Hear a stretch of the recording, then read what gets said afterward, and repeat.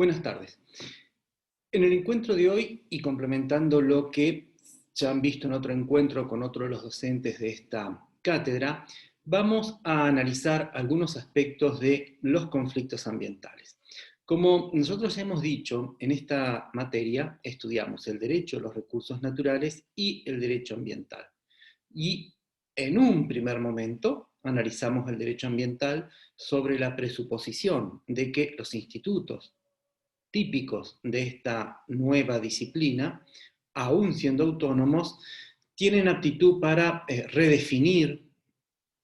cada uno de los institutos de todo el derecho y también del derecho agrario, del derecho minero y genéricamente del derecho de los recursos naturales. Desde esta posición, un primer aspecto que nosotros tenemos que dejar manifestado en forma expresa, aunque siempre está en forma implícita, es qué entendemos por derecho. Desde nuestra posición, el concepto de derecho no es solamente un sistema normativo, un conjunto de normas. Por el contrario, adherimos a la concepción que entiende que el derecho es básicamente un sistema de distribución del poder. Como han dicho importantes referentes como Goldsmith y Vidal Campos, el derecho es básicamente un sistema de reparto de potencia e impotencia que tiene fundamento normativo y que pretende ser justo. Desde esta definición, el derecho tiene tres dimensiones, ¿sí? En primer lugar, es un sistema social de reparto del poder. Es un sistema social de reparto de potencia e impotencia. Ahora, este sistema sociológicamente vigente de distribución del poder, para ser jurídico, tiene que estar captado lógicamente en un sistema normativo, que puede ser escrito, consuetudinario o cualquier tipo de norma, pero tiene que estar captado en una entidad lógica que sea la norma. Y finalmente, esta distribución del poder, captada normativamente, tiene que pretender ser justa. Nosotros podemos mirar para atrás y sostener que muchísimos regímenes sociales o estatales o de gobierno fueron intrínsecamente injustos. Pero no obstante, para que ese régimen sea considerado un sistema jurídico, resulta relevante que sus integrantes en su momento y en su territorio hayan considerado que el sistema de valores que impregnaba ese sistema normativo tenía relación con la justicia o pretendía ser lo más justo posible. Y efectivamente yo entiendo que si uno mira hacia atrás en la historia, ningún régimen tuvo un sistema de normas que ese mismo régimen entendiera que era intrínsecamente injusto. ¿Mm? La, desde esta perspectiva, entonces, un fenómeno jurídico está necesariamente compuesto por tres dimensiones: conductas, normas y valores. En primer lugar, la conducta, o sea, un sistema social efectivo de distribución de poder, de potencia, de impotencia. En segundo lugar, la norma, la captación de esa distribución del poder en una entidad lógica, como es la norma. Y en tercer lugar, los valores, la pretensión de ser justo. Si falta alguna de esas tres dimensiones, la dimensión sociológica, la dimensión normativa o la dimensión axiológica de los valores, no hay un fenómeno jurídico, sino que habrá otra cosa. Desde esta perspectiva, si existe una norma que tiene una axiología que entendemos que es valiosa, pero sin embargo no tiene aplicación sociológica efectiva, no sería un fenómeno jurídico. Esta definición de derecho que acabamos de ver lleva implícita por supuesto, una profunda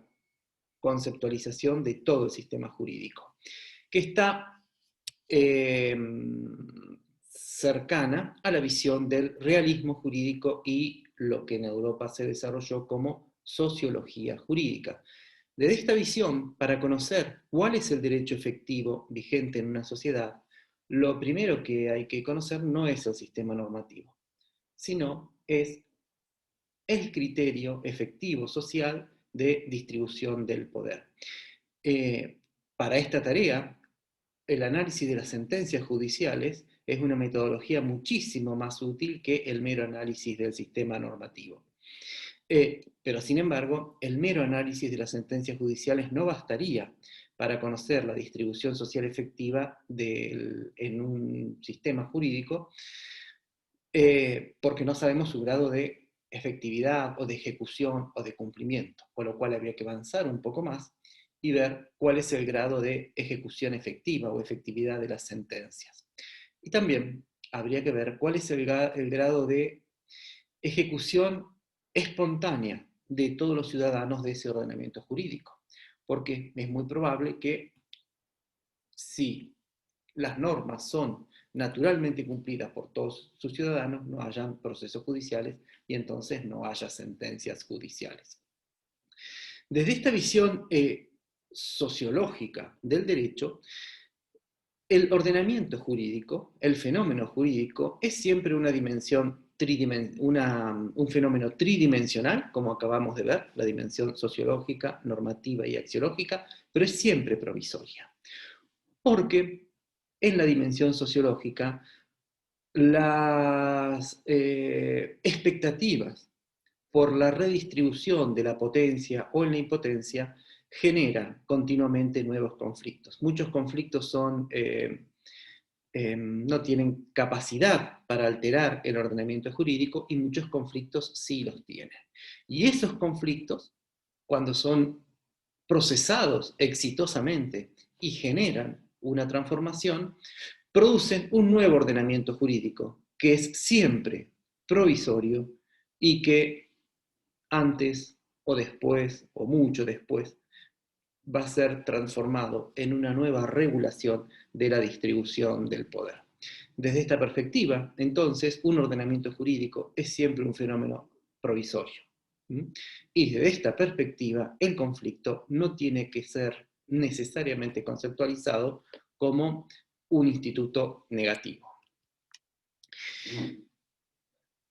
La ocasión es propicia para recordar que a grandes rasgos hay dos visiones del conflicto en general.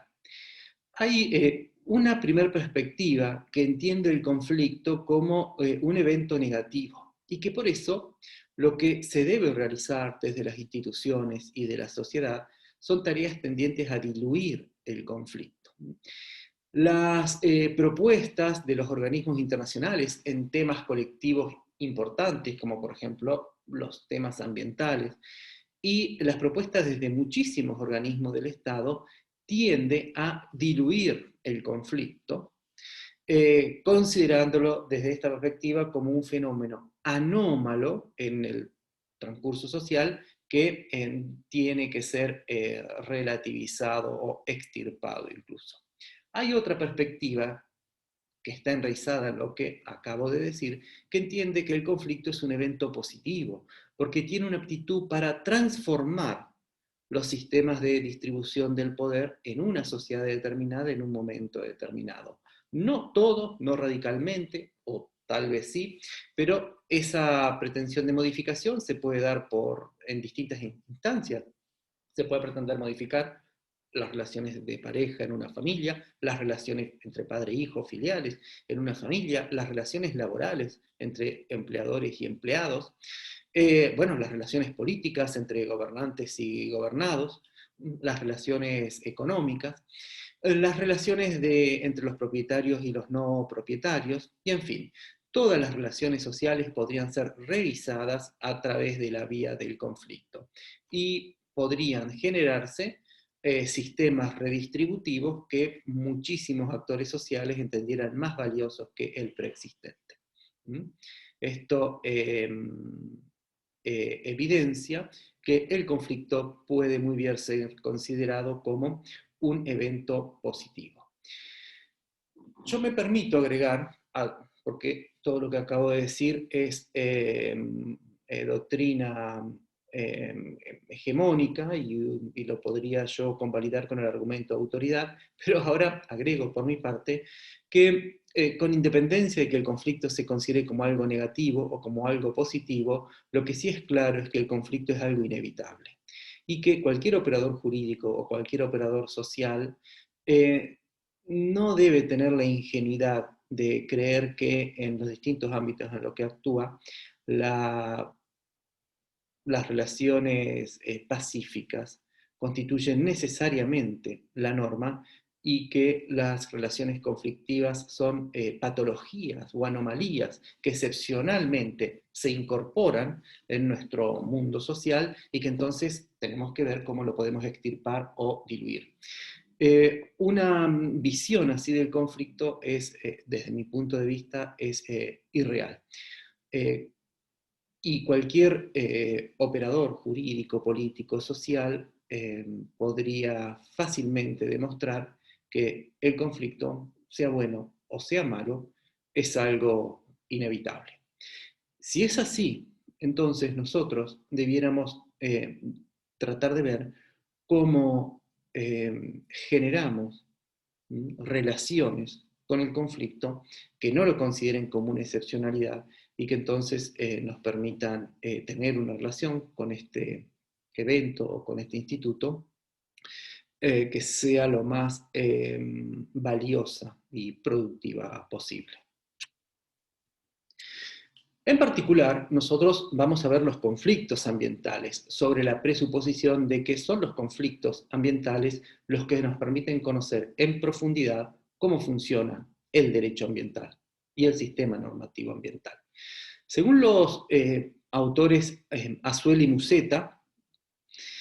los conflictos ambientales son en primer lugar conflictos sociales o colectivos, no son solamente conflictos entre una persona y otra persona,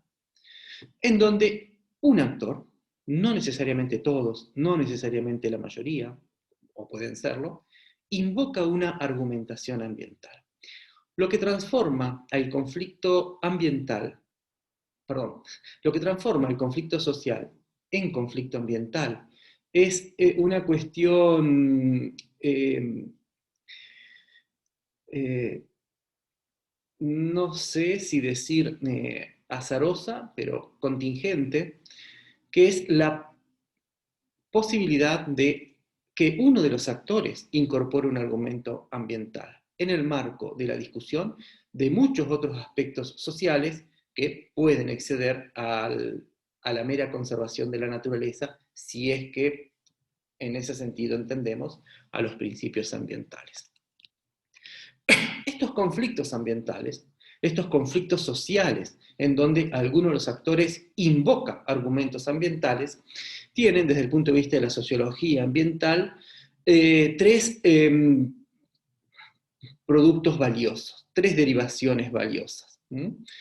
Más está decir que estamos posicionándonos en un marco teórico que entiende que los conflictos son eventos positivos y no negativos. Y esta productividad de los conflictos ambientales, enunciadas también por los autores Azuela y Musetta de la Universidad Nacional Autónoma de México, son, como deben haber leído y visto en una clase anterior, la territorialización, la formación de los espacios públicos y la actualización local del derecho. Vamos a analizar estos tres efectos supuestamente positivos de los conflictos ambientales a continuación. En primer lugar, la territorialización es definida como el conjunto de arreglos sociales que un conflicto social o un conflicto colectivo pone en juego en torno al territorio. Este conjunto de arreglos sociales nuevos sobre la gobernanza de ese territorio incluye los cambios en el conjunto de representaciones mediante el cual las comunidades del lugar construyen su relación con el territorio. O sea, las formas de apropiación simbólica de esa comunidad respecto a su territorio.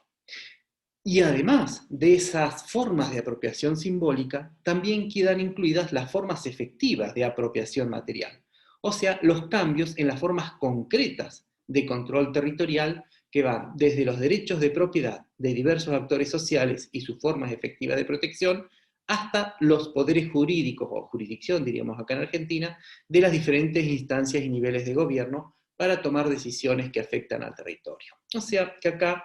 en el numeral número 3 podríamos incluir las distintas cuestiones relacionadas con el derecho real de dominio y con la jurisdicción estatal, municipal, provincial o nacional. La territorialización, entonces, implica una redefinición de la concepción que una comunidad tiene con su territorio. Los autores que hemos estudiado, Azuela y Museto, nos ejemplifican con el caso de la construcción de la cancha de golf en el área natural protegida en Tepoztlán, en México. Dando por supuesto que todas las personas que están escuchando esta teleclase han leído la bibliografía, solo me permito recordar que en el caso de la construcción de la cancha de golf en Tepoztlán, nos encontrábamos frente a un grupo de vecinos que había estado construyendo durante las últimas décadas casas de campo espaciosas en el marco de un territorio que era área natural protegida. Como indica el texto, eran familias afluentes, o sea, de recursos importantes de la Ciudad de México, que construían sus casas, digo yo, de fin de semana o de vacaciones, en este lugar de paisaje valioso. Sin embargo, posteriormente, cuando un grupo de campesinos vendió o transfirió con dudosa legalidad tierras a unos inversores para realizar una cancha de golf, la idea de generar una cancha de golf, ¿sí?, que era un evento novedoso en la configuración de ese territorio, hizo alzar o conflictuarse a estas familias en contra de la cancha de golf. Y para eso invocaron argumentos ambientales relativos a la protección del área natural protegida de Tepoztlán. Es importante remarcar, como indican los autores, que el área natural protegida tenía una larga existencia, creo que es de 1937, y sin embargo, las mismas personas que habían construido sus viviendas en estos lugares no respetaban el criterio de área natural protegida, sino que le daban un uso al suelo que sería incompatible con la misma creación de esta reserva natural. Sin embargo, la posibilidad de modificación de todo ese paisaje construido por ellos y la transformación en una cancha de golf importante, hizo que estos actores defendieran, en primer lugar, el paisaje construido. O sea, que se apropiaran simbólicamente de su territorio. Por eso es que, como dicen los autores, el primer efecto de carácter simbólico derivado de la territorialización es la defensa del paisaje como una derivación de lo nuestro y de lo que somos. Y en este caso particular, la segunda derivación es que efectivamente la propiedad de la tierra que en un momento tenían los desarrollistas de la cancha de golf fue retrocedida a la comunidad de Tepoztlán en base de un litigio, considerando que esa cesión de algunos campesinos a los inversores había sido nula. Pero según indican los autores, la territorialización es un producto fuerte de los conflictos ambientales. Yo los convoco a que piensen ejemplos claros en donde los conflictos ambientales y las argumentaciones ambientales tengan por finalidad profundizar la apropiación simbólica o la apropiación material del territorio por parte de la comunidad concernida. En estos ejemplos se habla de las comunidades locales, pero muy bien uno podría pensar en el uso de argumentos ambientales para que comunidades globales se apropien simbólicamente o materialmente de determinados territorios gestionados por comunidades locales. Tal vez en la clase pasada ya lo han analizado, o tal vez no lo han analizado y lo puedan pensar en el tiempo que van a tener libre entre que termine esta teleclase y que tengamos nuestro encuentro presencial. El segundo efecto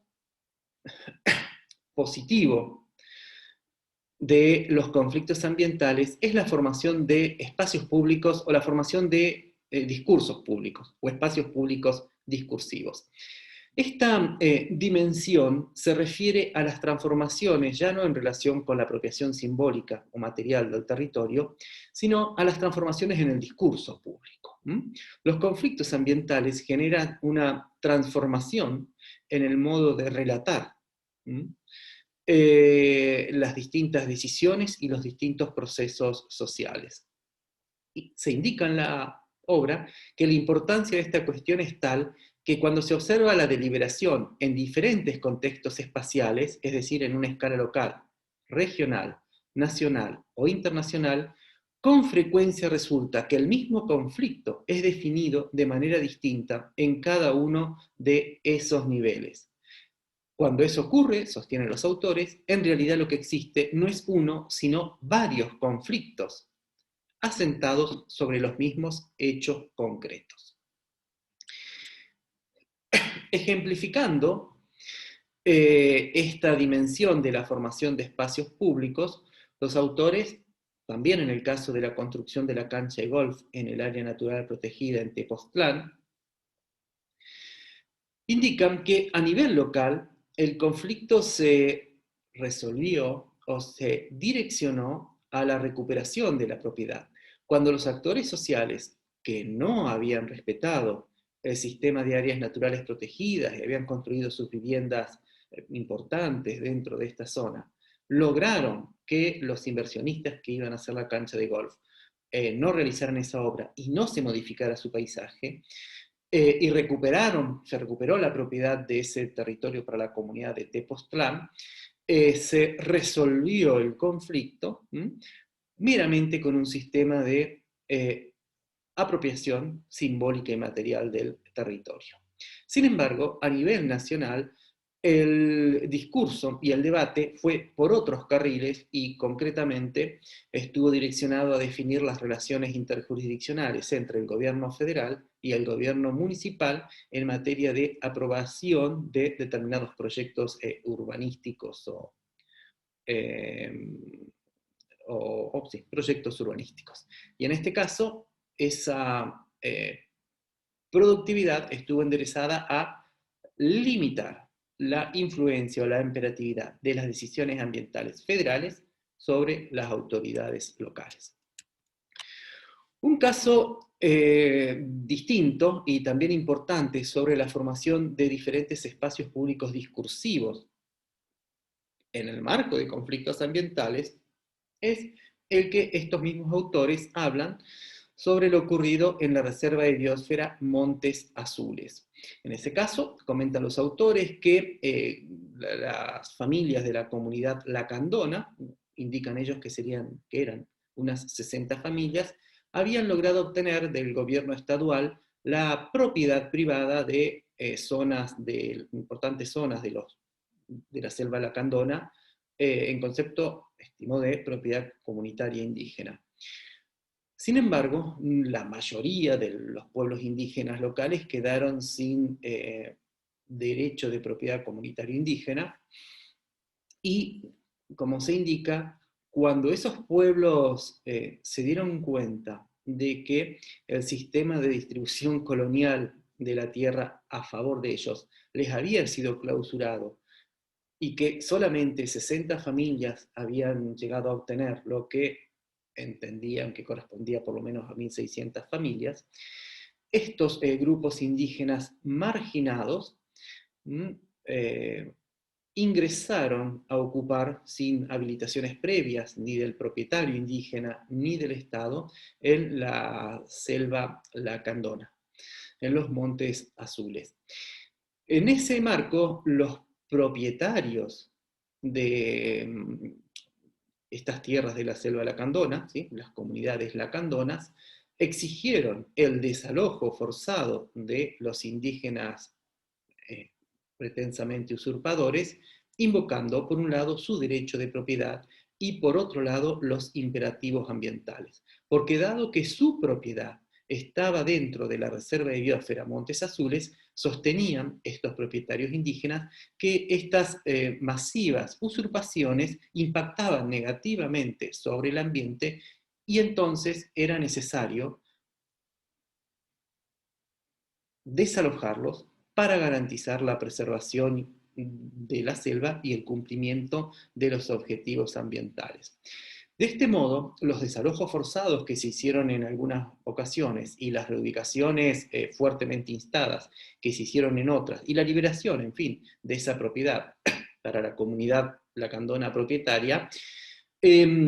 deslegitimó tanto la intervención del Estado mexicano como a la comunidad propietaria lacandona. Y estos pueblos indígenas originariamente desplazados siguieron siendo, luego del conflicto, desplazados. Y si ustedes leen un poco, pueden querer leer, profundizar luego en otra bibliografía, van a ver la relación entre el Ejército Zapatista de Liberación Nacional en el sur de México y algunos de estos pueblos usurpadores de la propiedad lacandona. De ese modo, este conflicto generó, y los desalojos de la mayor parte de los pueblos indígenas de la zona, generó algún grado de deslegitimidad del Estado mexicano y de la comunidad indígena propietaria. Sin embargo, el discurso a nivel global fue distinto, y tal como describen estos autores en el informe de la Relatoría de las Naciones Unidas sobre Comunidades Indígenas del 2006, se indica que en el sureste de México se ha desalojado por motivos ecológicos a unos indígenas que ocupaban una reserva de biosfera, aunque las ONG señalan que empresas de diversos tipos desean invertir en la zona. Agregan estos autores que es revelador que el informe omita señalar que la reserva es propiedad de un grupo indígena que ha exigido las reubicaciones en defensa de sus derechos, a costa de las expectativas de otros grupos indígenas. O sea que es claro que la formación del discurso y de la narrativa a nivel global sobre este mismo conflicto ambiental es distinto atendiendo a distintos intereses globales, a distintas expectativas globales y a distintas pretensiones globales. Por último, indican estos autores que una productividad de los conflictos ambientales es la actualización local del derecho.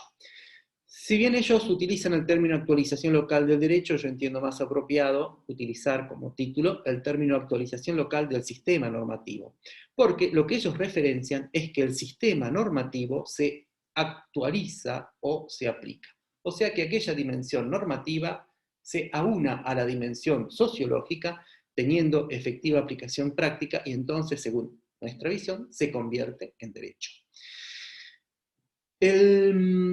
También ejemplifican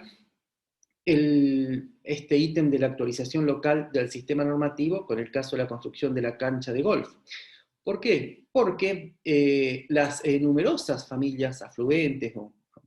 adineradas de México que construían sus viviendas en el área natural protegida de Tepoztlán nunca habían invocado el sistema normativo de áreas naturales protegidas,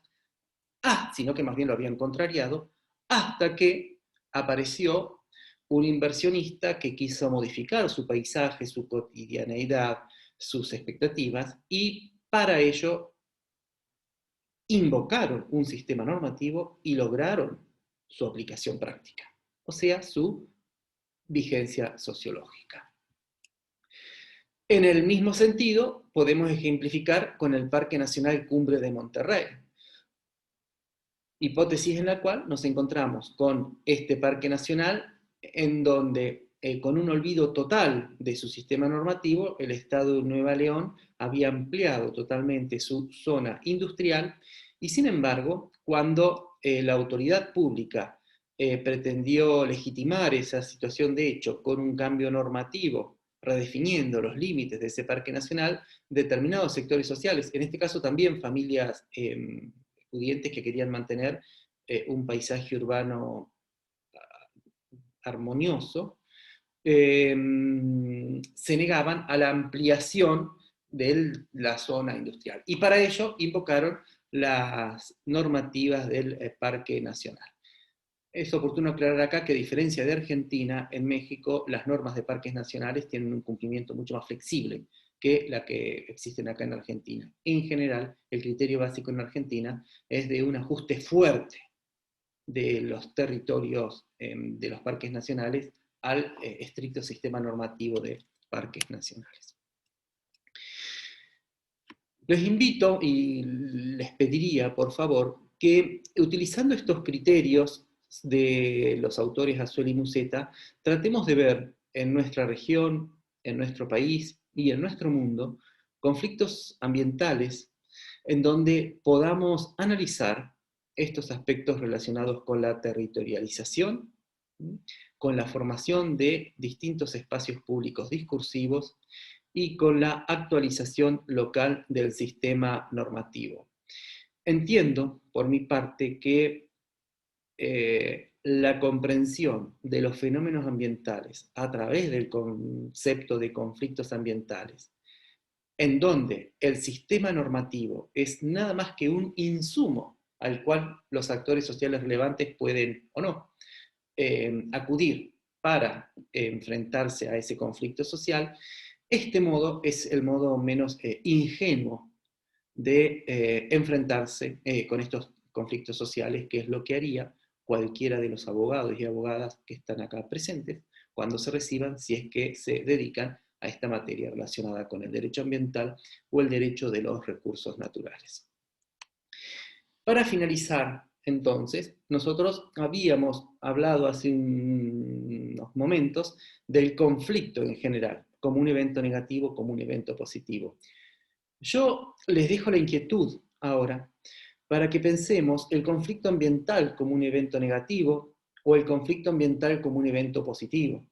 En general, las empresas explotadoras de recursos naturales y las organizaciones internacionales tienden a considerar que el conflicto ambiental es una patología que puede ser excepcional y que entonces tiene que ser diluida. No obstante, especialmente de la sociología jurídica y de algunos ámbitos políticos, se entiende que el conflicto ambiental es un evento positivo con aptitud para redefinir las relaciones sociales que estimamos disvaliosas, por ejemplo, de cara a los problemas del cambio climático o de la seguridad alimentaria. Podemos optar, y pueden optar ustedes, y van a tener que optar si es que en algún momento trabajan en esta disciplina, por una posición expresa o más bien implícita, que la van a llevar siempre con ustedes, que consideren que el conflicto ambiental es algo negativo, o que consideren que el conflicto ambiental es algo positivo. Pero lo que no se podría pensar sin ser profundamente ingenuo es que el conflicto ambiental no existe. Y que el conflicto ambiental es posible de ser leído solamente con el discurso normativo ambiental. El conflicto ambiental es un conflicto social o colectivo, siempre presente por la distribución o redistribución del territorio y de los bienes ambientales, que puede llegar a tener, desde cierta perspectiva, una importante gama de efectos positivos. Ningún operador puede caer en la ingenuidad de creer que el conflicto ambiental no existe,